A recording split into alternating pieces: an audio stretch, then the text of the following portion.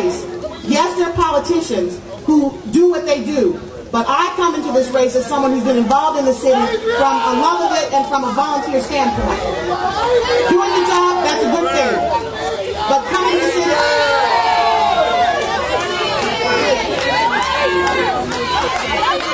There are no cameras when he goes door to door.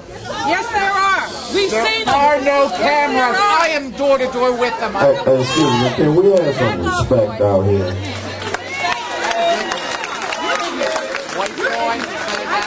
I mean, come on, y'all. Ladies talking, everybody yelling and screaming, and you got your chance to come to the mic, yell and string at the mic, okay?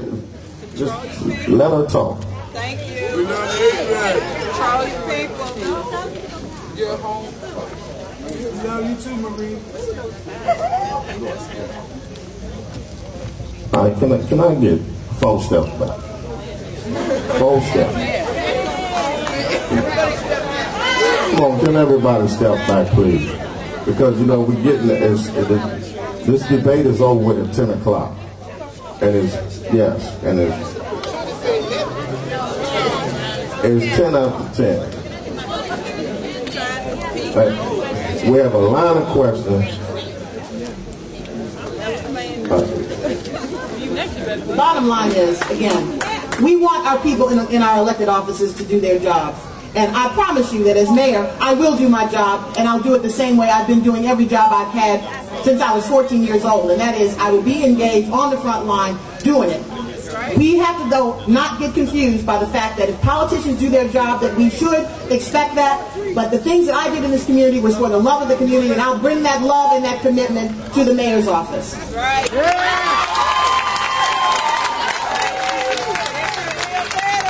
Okay, we're going 2 more questions.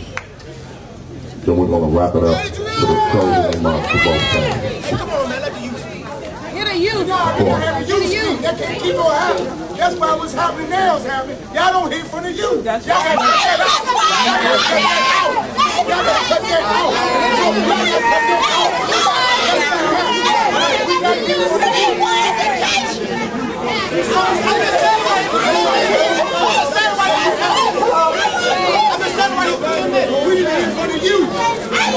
I just have a quick question. That's right. And we can kind of combine these questions, I'm told. I am a tenant president at Capitol Park Towers in Southwest Washington. Hear a lot of issues. One issue that I hear that I think is very important for the candidates is this notion of reasonable assurance that stops part-time contract workers and substitute teachers doing summer breaks to get unemployment benefits. Is there any way that you can look into these issues and see how many people that are working in these temporary positions are not benefiting during the summer? Thank you.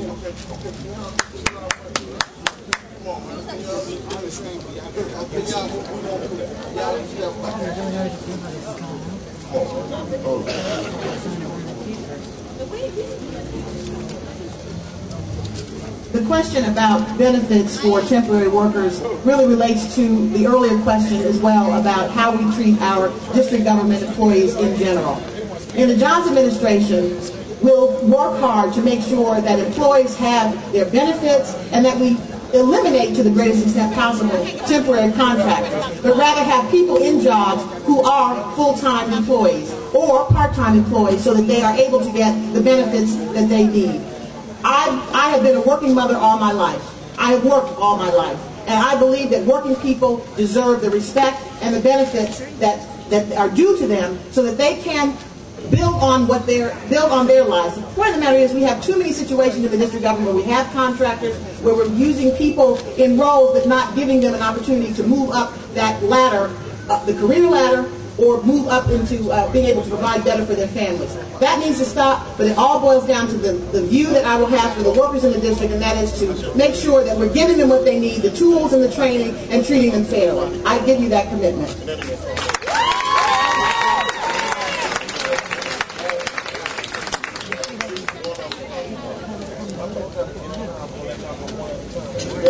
I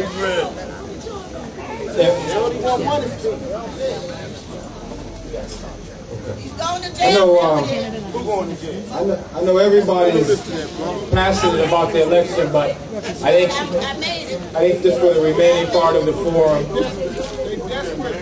well, listen, everybody, we're out here for one reason, and that's to make sure that the next mayor of the District of Columbia leads the city in the right direction. So let's all try and be together for the rest of this debate.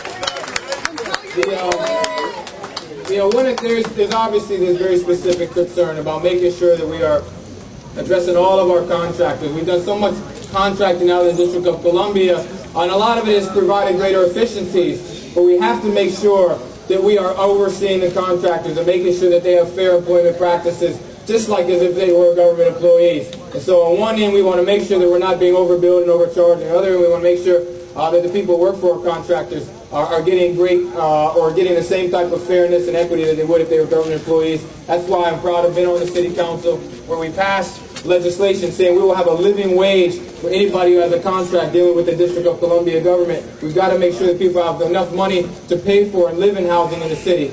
And just in general, in my administration, you will see a much greater overhaul of the Department of Employment Services in general. That's right.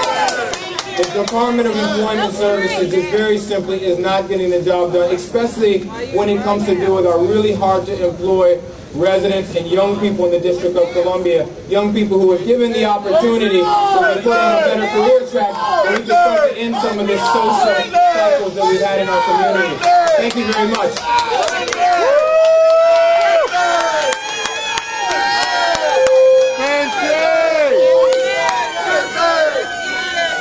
Good morning. I'd like to address an issue with both candidates.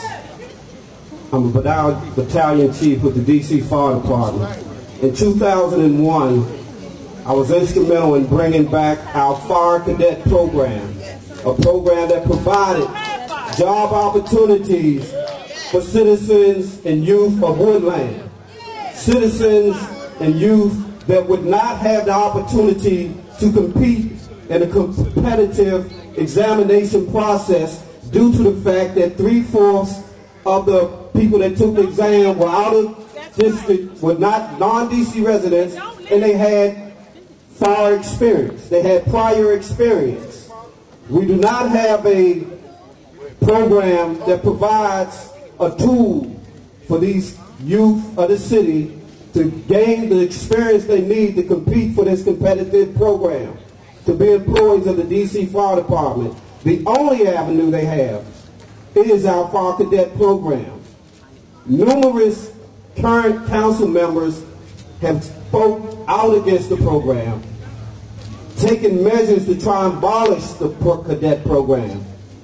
Right here today, with a show of hands, there are at least 5 or 6 current cadets from this neighborhood that are in the program. My question to you, right now the funding is coming from DOES. Along with that comes stipulations that will cause a lot of these youth right here in this neighborhood to be exempt from the program. The fire department can fund that program. What I would like to know from you is would you, either one of you, be instrumental in procuring funding from the D.C. Fire Department for our Fire Cadet program?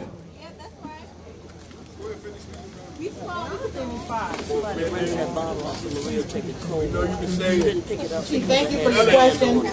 From the beginning of this race, I've talked about the importance of building not only a strong fire cadet program, but also a strong police cadet program.